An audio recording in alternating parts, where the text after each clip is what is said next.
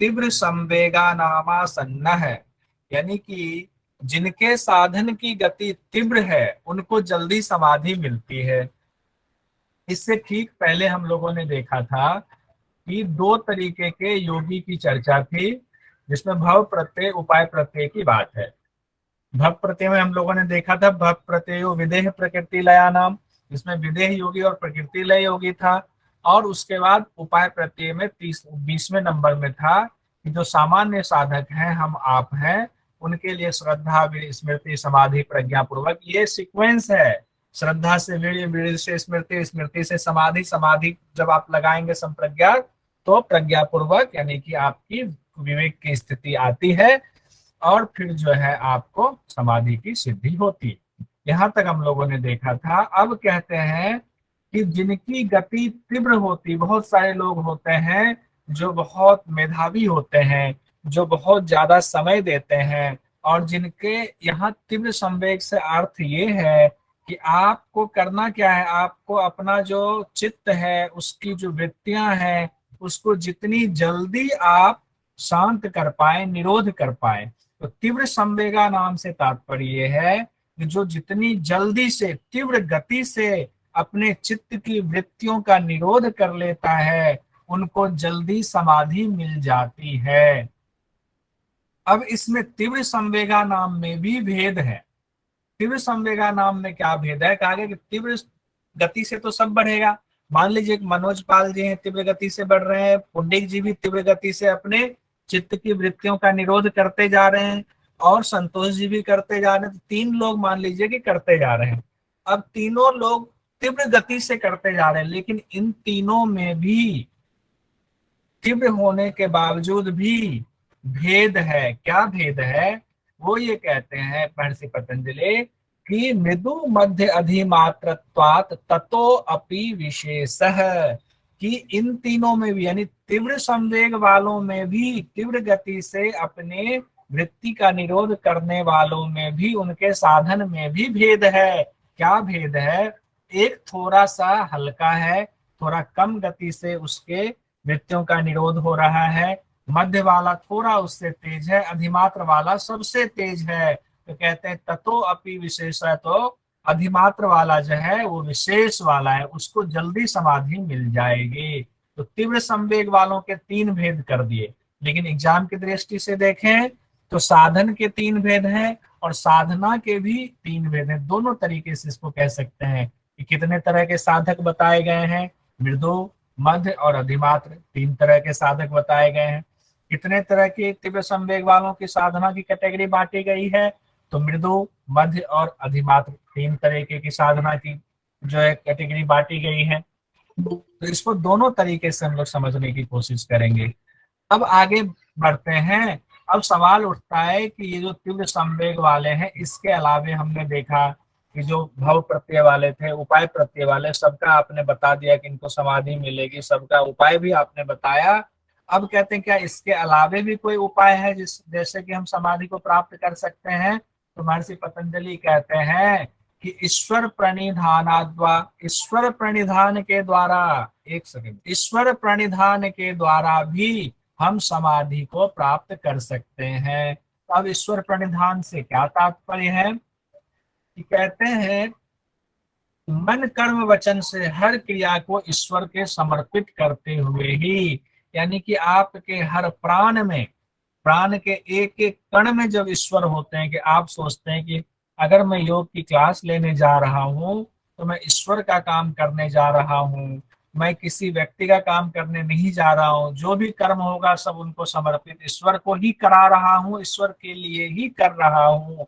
जब आप अपनी दुकान पर जाते हैं तो ये ना सोचे कि दुकान हमारी है, सोचे कि ये दुकान तो ईश्वर का है, मैं ईश्वर के लिए दुकान पे काम करने जा रहा हूँ।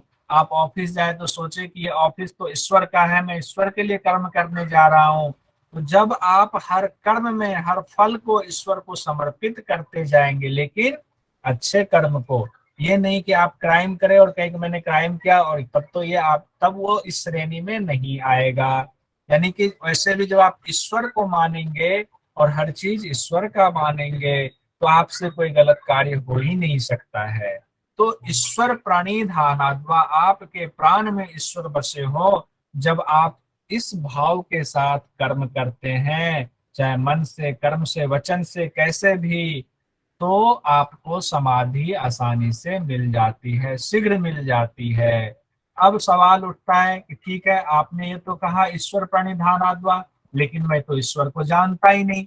जब मैं ईश्वर को जानता नहीं हूँ, तो ईश्वर का कैसे मैं जो है उनको प्राणों में बसाऊंगा, उनको कैसे मैं याद करूंगा। तो महर्षि पतंजलि कहते हैं ठीक है, मैं तुम्हें ईश्वर का स्वरूप बताता हूँ। तो ईश्वर का स्वरूप बताते हैं 24वें सूत्र में, समाधि पाद में कहते हैं, क्लेश कर्म विपाक आशय अपरा निष्ठ पुरुष विशेष ईश्वर है। यानी कि चार चीजें तो ऐसे ही सिंपल इन्होंने दिया हुआ है। क्या है? क्लेश कर्म विपाक आशय से जो अलग हो, वो पुरुष विशेष ईश्वर है।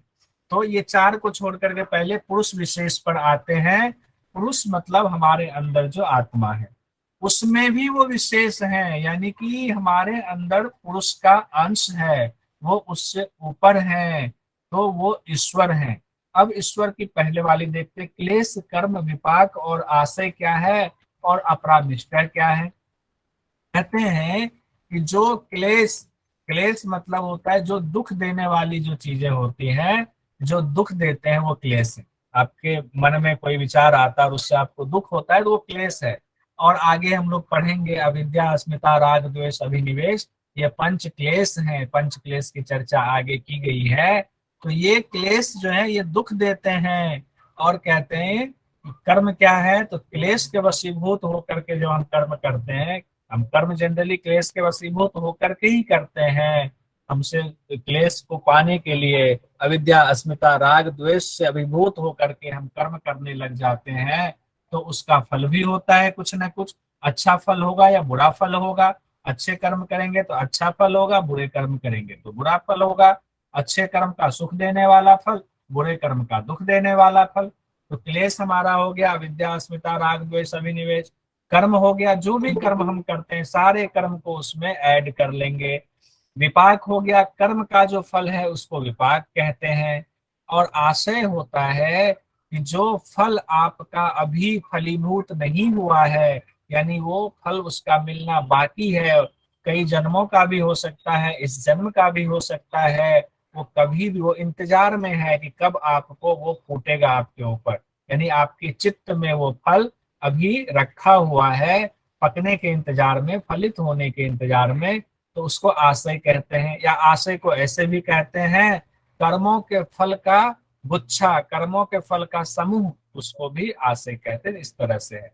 अब कहा गया है कि ईश्वर वो है जो जिनके अंदर कोई क्लेश नहीं है, क्लेश से अपरामिष्ट है, अपरामिष्ट जिनको छू भी नहीं सकता है, उनसे परे हैं, जो कर्मों से परे हैं, कर्म के फल से परे हैं, कर्म के फलों के समूह से परे हैं, वो ईश्वर हैं। पुरुषों में भी विशेष वो ईश्वर हैं। ये ईश्वर की व्याख्या बताई गई है। उसके बाद 25वें नंबर में कहते हैं, और उनकी व्याख्या करते हुए और विशेषता बताते हुए महर्षि पतंजलि कहते हैं, तत्र निरतिशयम सर्वज्ञ बीजम। इस बार जो 9 तारीख को एग्जाम हुआ, उसमें पूछा गया था क्वेश्चन, इसी से 25 नंबर के सूत्र से पूछा गया था, सर्वज्ञ बीजम किनके लिए इस्तेमाल किया गया है। तो उसमें 4 ऑप्शन दिए गए थे, महर्षि पतंजलि के लिए, महर्षि रमन के लिए, ईश्वर के लिए, मुनि के लिए। ये 4 ऑप्शन दिए गए थे। जिन्होंने एग्जाम दिया होगा उनको याद होगा। अब क्या होता है, इसमें कंफ्यूजन आ जाती है। हम ये सोचते हैं सर्वज्ञ बीजम ये पातंजल योग सूत्र का है, तो कहीं महर्षि पतंजलि के लिए तो नहीं कहा गया है, कि लगे कि नहीं सर्वज्ञ ईश्वर के। बीजम तो पतंजलि है। अब मुनि भी दिया, अरे मुनि भी तो सब कुछ जानते हैं। लेकिन नहीं, जिन्होंने सूत्र को पढ़ा है, जिन्होंने इसकी व्याख्या पढ़ी हुई है, वो कहेंगे नहीं ये ईश्वर के लिए है। तो तत्र निरति स्वयं सर्वज्ञ बीजम, वो ईश्वर हैं जो सर्वज्ञ हैं।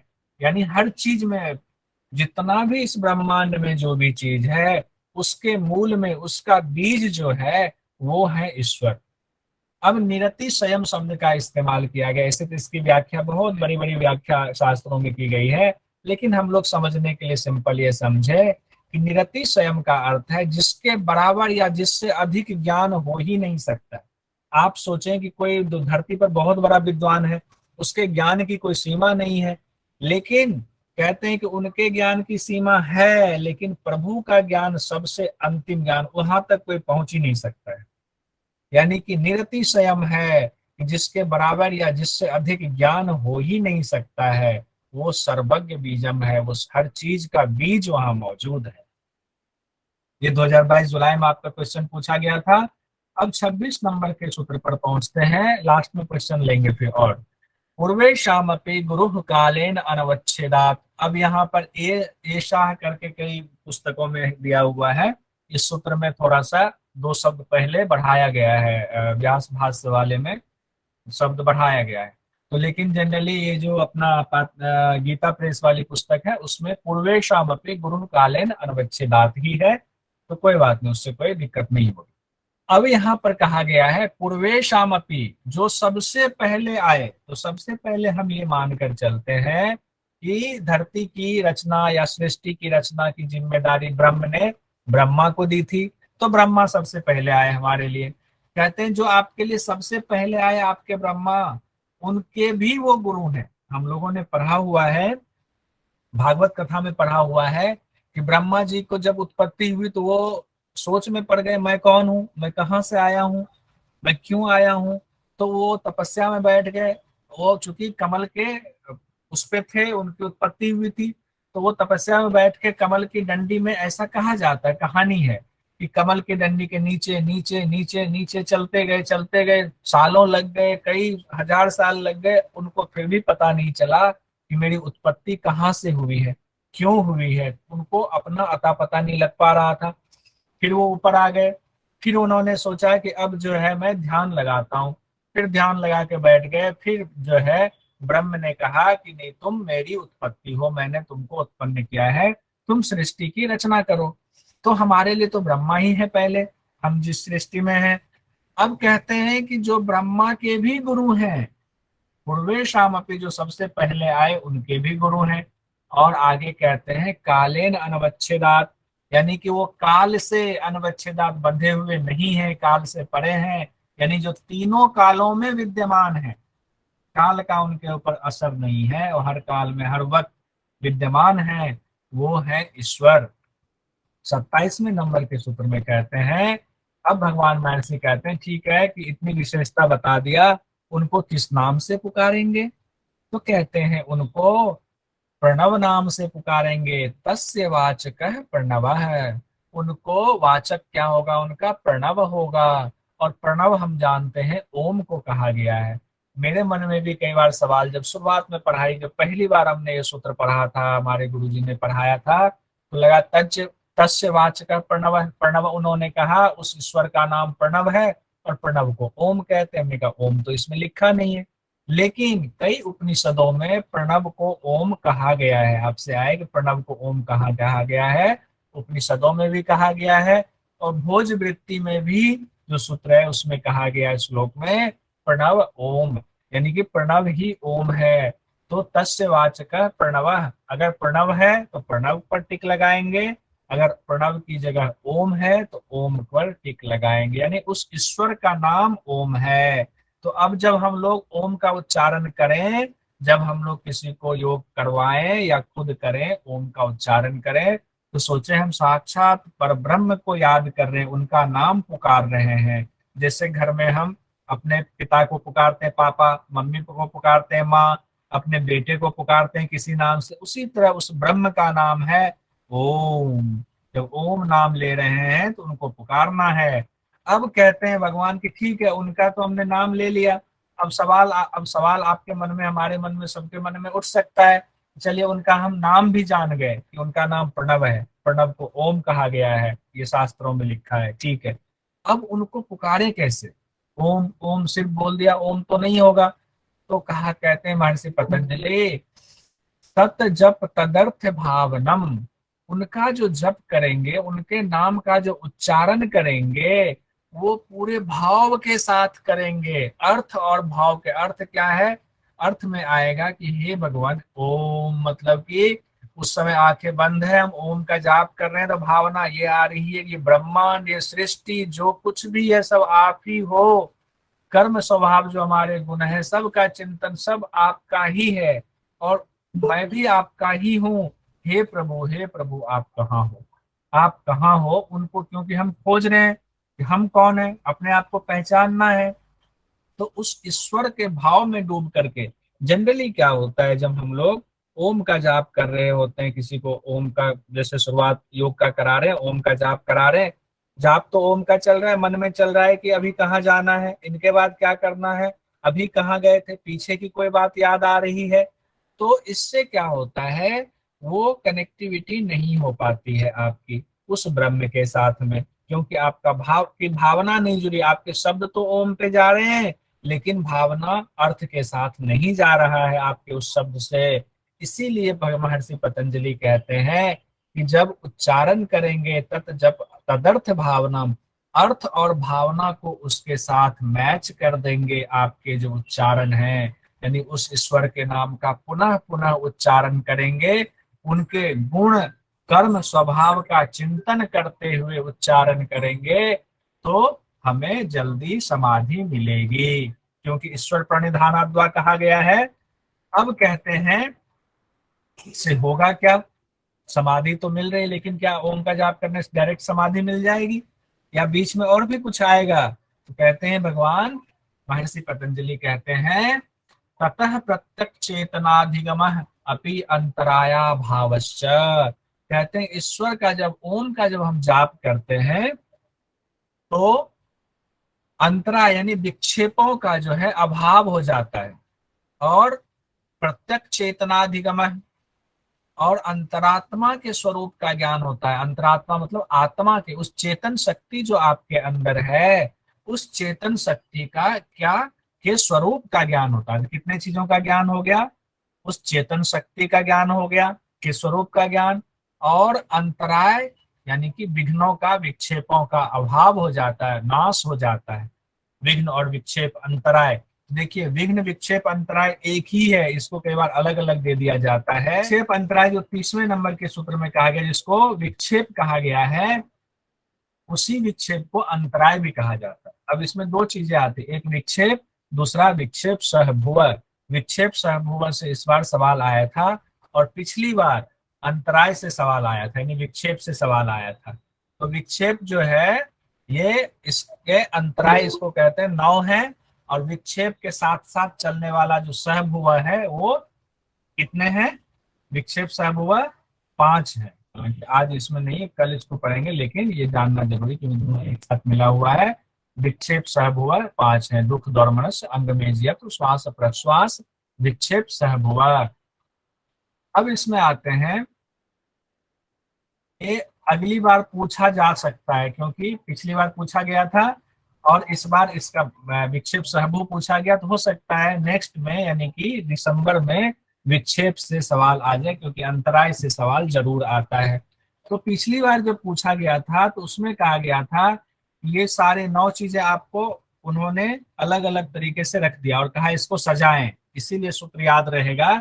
तो जब हम बार बार बोलेंगे कि संस्कृत का श्लोक या सूत्र ऐसे याद नहीं होता है, उसको आपको, जैसे आप गाना गाते हैं कोई चीज, तो गाना कितनी जल्दी याद हो जाता है, फिल्मी गाना, बॉलीवुड का गाना, वैसे ही इसको जो हम कोई काम करते करते भी बोलते जाएंगे तो याद हो जाएगा, और जब एग्जाम में जाएंगे तो मन ही मन कहेगा अरे नहीं, व्याधिस्त्यान संशय प्रमाद आलस्य अवरति भ्रांति दर्शन अलब्ध भूमि तत्व तत्व, आपको एक सादा पेज भी दिया जाता है, उस पर खटाखट खटाखट हमने आंख बंद करके बोला और उसको नोट कर लिया और उससे मैच कर लिया कि स्पूट में ये वाला सही दिया गया है। तो कहते हैं कि विक्षेप है जो आप जब योग का अभ्यास करते हैं, समाधि का अभ्यास करते हैं, समाधि तक पहुंचने के लिए, यानी कि आपके चित्त वृत्ति को निरोध के लिए जब आप उपाय करते हैं, तो कई अंतराय आते हैं, कई जो है आपके उसमें विघ्न आते हैं। तो विघ्न किस रूप में आते हैं, व्याधि के रूप में आते हैं, चित्तान के रूप में आते हैं, संशय के रूप में आते हैं, प्रमाद के रूप में आते हैं, आलस्य के रूप में आते हैं, अविरति के रूप में आते हैं, भ्रांति दर्शन, अलब्ध भूमि तत्व और अनवस्थित तत्व के रूप में आते हैं। यानी ये चित्त के विक्षेप हैं, ये 9 जो हैं चित्त के विक्षेप है। कई बार सवाल में से सीधा सवाल पूछ दिया जाता है, चित्त विक्षेप कितने हैं, अब चित्त विक्षेप दे देगा, 4 है, 5 है, 6 है, 7 है, 9 है, क्या है, 4 ऑप्शन कोई दे देगा। तो चित्त के विक्षेप हैं 9 है ये, या फिर अंतराय कितने हैं, तो 9 है, ये ध्यान रखिए, विक्षेप या अंतराय। अब एक एक करके समझते हैं कि व्याधि क्या है, स्थान क्या है। अब व्याधि मतलब होता है रोग बीमारी, आपके कफ का दोष हो गया, या आपके जो है शरीर में वात पित्त कफ में कोई इम्बैलेंस हो गया, या धातुओं में कोई इम्बैलेंस हो गया, तो उससे जो रोग बीमारी होता है वो व्याधि में आता है। सत्यान में कहते हैं, अकर्मण्यता को सत्यान कहा जाता है।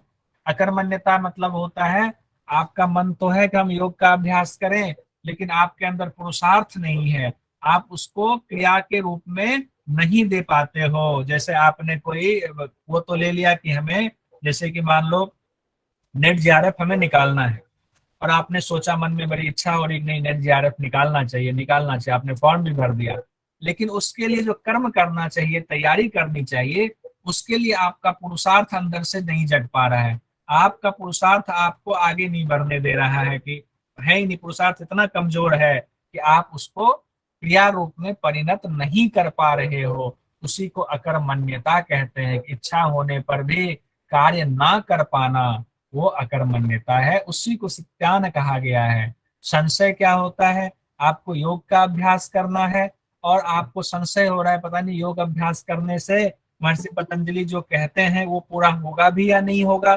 तो ये मन में जैसे ही दो परस्पर विरोधी विचार चले, उसी को संशय कहा जाता है।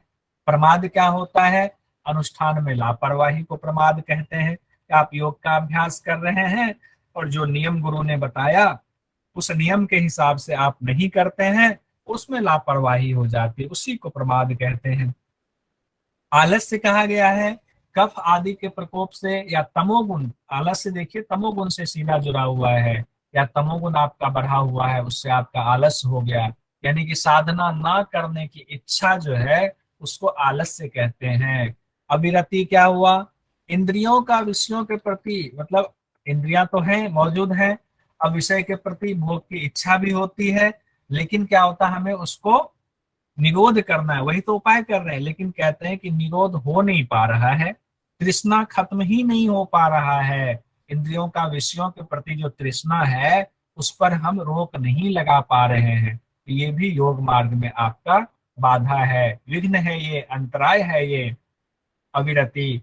भ्रांति दर्शन क्या होता है, कि योग के साधन आप कर रहे हैं, उसकी सिद्धियों को झूठ मान लेना, मिथ्या ज्ञान हो जाना आपको, कि महर्षि पतंजलि ने कहा कि बल पे संयम करेंगे तो हाथी जैसा बल मिल जाएगा, या हम जो है ध्रुव तारा पर करेंगे तो हमें जो है गतियों का ज्ञान मिल जाएगा।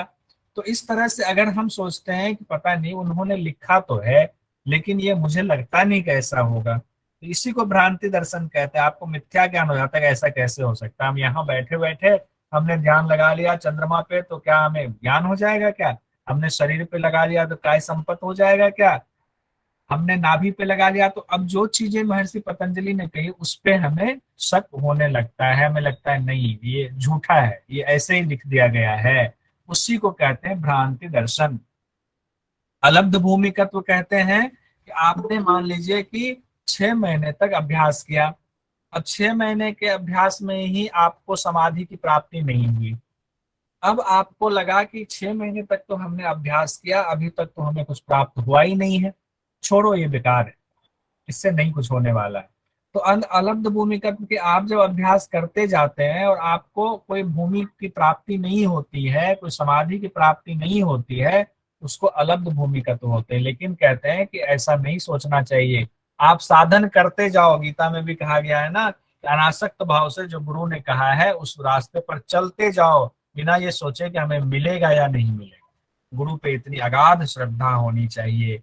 अनवस्थित तत्व के बारे में कहा गया है कि मान लीजिए आप साधन करते करते करते समाधि पर पहुंच भी गए, समाधि का साक्षात्कार आपने कर लिया, आत्मा का साक्षात्कार कर लिया आपने, प्रकृति पुरुष का साक्षात्कार कर लिया, और या और दूसरे रूप में कहें तो चित्त का साक्षात्कार और पुरुष का साक्षात्कार कर लिया। अब साक्षात्कार हुआ लेकिन आप वहां पर टिक नहीं पा रहे हैं, वहां से फिर वापस आ जा रहे हैं, आपकी समाधि छूट जा रही है, तो उसको अनवस्थित तत्व कहते हैं। आप वहां पहुंच के भी, कहते हैं मंजिल पर पहुंच कर भी फिर सरक जा रहे हैं नीचे की तरफ, उस पर स्थित नहीं रह पा रहे हैं, उस पर टिके नहीं रह पा रहे हैं, वो अनवस्थित तत्व हैं। ये जो 9 है ये आपके योग मार्ग में बाधा है, विक्षेप है, अंतराय है।